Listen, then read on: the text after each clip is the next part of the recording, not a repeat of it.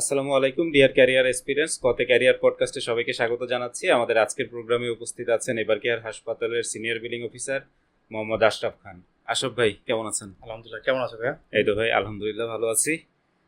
আমাদের এই প্রোগ্রামটা মূলত হেলথ কেয়ার সেক্টরে যারা ক্যারিয়ার নিয়ে জানতে চায় তাদের জন্য অনুষ্ঠান।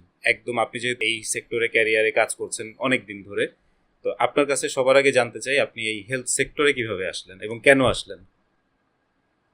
আমি শিক্ষকতা করতাম। তো শিক্ষকতা অবস্থায় নিজের ক্যারিয়ারকে বিল্ড আপ করতে পারছিলাম না। তো যার কারণে আমি সিভি জমা দিই আমাদের বর্তমান যে ইভার কেয়ার, তার প্রিভিয়াসই ছিল অ্যাপোলো হসপিটাল। এবং দেখতে পেলাম যে এখানে মানে অনেক কিছু শেখার আছে এবং নানা শ্রেণীর নানা পেশার মানুষ আছে। এই আগ্রহ থেকে এবং আমার মনে হলো যে আমি এই এই সেক্টরে নিজেকে অনেক বিল্ড আপ করতে পারবো এবং অনেক কিছু শিখতে পারবো। সেই জন্য এই সেক্টরে আসা।